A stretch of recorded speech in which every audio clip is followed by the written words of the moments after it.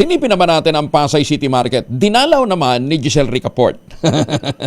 Hindi ho siya senatoriable. Siya po ang RH15. Giselle, good morning. Good morning, Kuyang Angel. Your Honor, how are you today?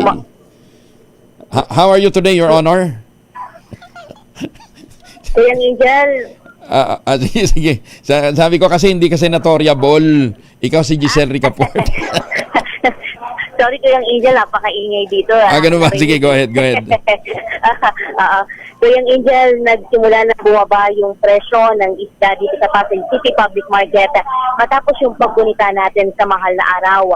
Ang lapu-lapu, 350 kada kilo ngayon mula sa 500 kada kilo.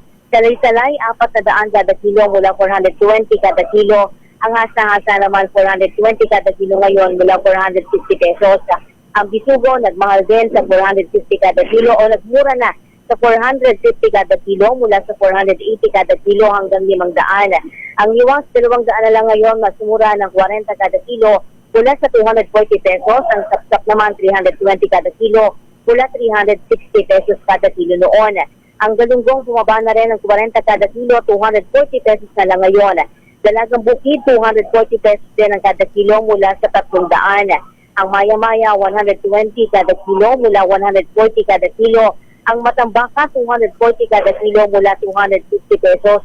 Nagkapako naman yung presyo ng tilapia sa 130 kada kilo. Ang bangus, 200 ang kada kilo ngayon, pero nagmahal ko yung Angel. Yung paborito mong bilis, partikular yung sariwa na 120 kada kilo ngayon mula sa dating 100.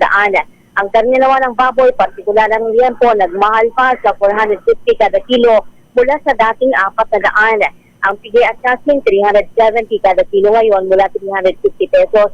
Habang yung buto-buto naman, 320 kada kilo ngayon dito sa pamilihan.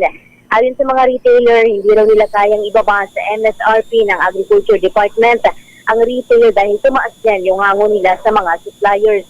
Kung ibababaan nila ito sa 350 at 380 kada kilo, palugi na silang magbebenta at para na rin silang nagsara ng tindahan. Ang baka naman, partikular yung laman, 420 kada kilo ngayon, mas mahal yan sa dating 430 pesos. Habang yung ribs naman, 380 pesos ang kada kilo ngayon. Nagmura rin yung whole chicken sa 190 hanggang 200 kada kilo mula sa 210 noong Semana Santa. Habang ang petso, hita at pakpak, pare-parehas naman na 210 pesos ang presyuhan ngayon. Ito si Giselle Ricaport para sa DZRH, una sa Pilipinas, una sa Pilipino. Maraming salamat, Giselle.